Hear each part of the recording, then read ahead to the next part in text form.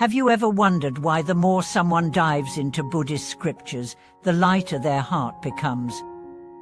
Why does reading ancient teachings that talk about suffering, death, and rebirth result in people experiencing more peace rather than more anxiety? Welcome back, friends. It's a joy to have you here on this path of wisdom. Today, we are going to explore a profound question. Why does immersing yourself in Buddhist scriptures page after page, sutra after sutra actually lead to a decrease in confusion, fear, and emotional turmoil? The answer lies not just in the teachings themselves, but in the deep transformation they create in the mind and soul of the reader. Scriptures are not simply historical records or poetic philosophies. They are precision tools designed to deconstruct illusion and awaken inner clarity. In this episode, we will explore how reading Buddhist texts consistently and contemplatively can alter your perception of reality and gradually dissolve the very roots of your suffering. Let's begin by reflecting on what it means to worry. Worry is a mental projection, a constant pulling of your attention into imagined futures or exaggerated outcomes. It's fueled by fear, uncertainty, and attachment.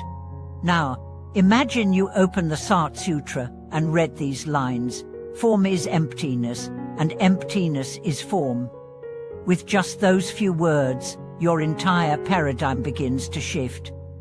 What you once grasped tightly, whether a relationship, a possession, or a dream, suddenly feels lighter. Not because it disappeared, but because you see through it. This is the power of the scriptures. They pierce the delusions you didn't even know you had. They are not there to make you feel better in the short term, they're there to show you what's real. And that clarity is where true peace begins. Take the Diamond Sutra, one of the most cherished texts in the Mahayana tradition. Its repeated assertion that all phenomena are inherently empty might, at first, sound cold or nihilistic. But read it with an open heart, and you begin to understand. Emptiness is not nothingness, it's spaciousness, freedom, the realization that nothing owns you, nothing defines you, nothing can truly limit your inner nature. The more you absorb this view, the more impossible it becomes to be deeply shaken by temporary setbacks. A failed project, a broken heart, a missed opportunity. These no longer crack your world. Why? Because your world is no longer built on sand. It's built on Dharma, and Dharma is stable.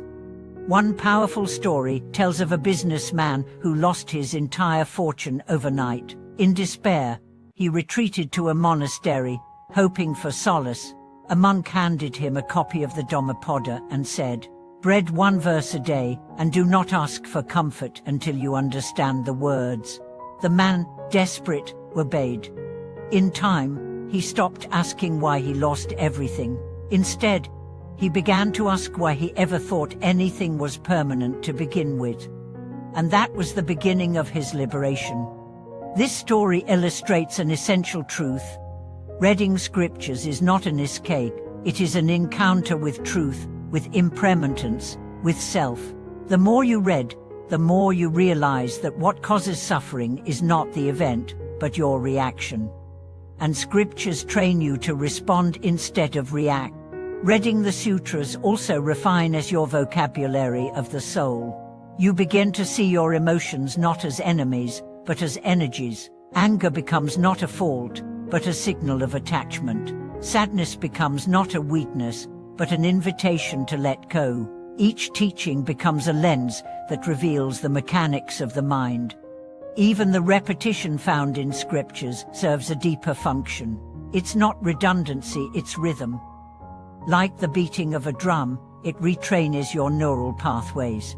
You read, "All compounded things are impermanent," again and again, until your subconscious starts to agree. And when impermanence is not just an idea, but a lived reality, worry loses its grip.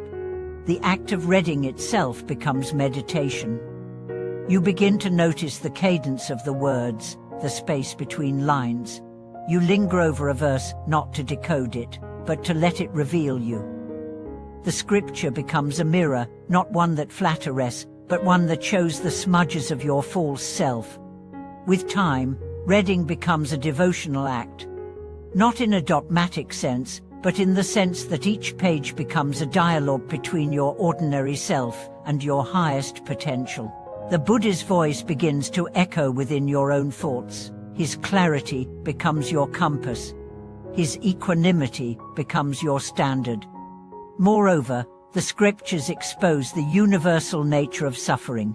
You read stories of kings and beggars, mothers and monks, all struggling with the same fears, cravings, and illusions. You realize, I am not alone, my pain is not unique, and in that recognition, something breaks a layer of ego, a wall of isolation. Compassion flows in. Consider also the way scriptures expand your temporal awareness. Modern life contracts your vision into hours and deadlines, but the Dharma opens you to reunions, rebirths, and cycles of karma. Suddenly, a bad week doesn't feel catastrophic, it's a page in a much longer story. And this perspective is not abstract, it is deeply grounding. Some might argue that scriptures are too dense, too obscure, too hard to understand. But that is part of the path. Their difficulty is their gift.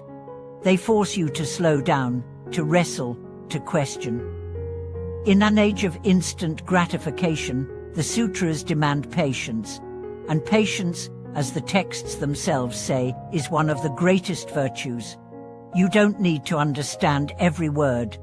You need to be present with the words. Sometimes one line, misunderstood for years, suddenly blooms like a lotus in your heart, and that moment is worth every struggle. The scriptures also protect you. They are like spiritual antibodies, preparing your mind to face loss, aging, betrayal, and even death. When those storms come, and they always do, you'll find that you are not unprepared. You'll remember that the Buddha faced them too. That his path began not in luxury, but in loss. And so you walk with him, not behind him, but beside him. Perhaps most importantly, scriptures realign your values. They gently pull you away from the endless chase for success, status, and stimulation. They whisper that joy lies not in acquisition, but in stillness. That peace is not found in perfection, but in letting go. Over time, your mind, once noisy and restless, becomes quieter.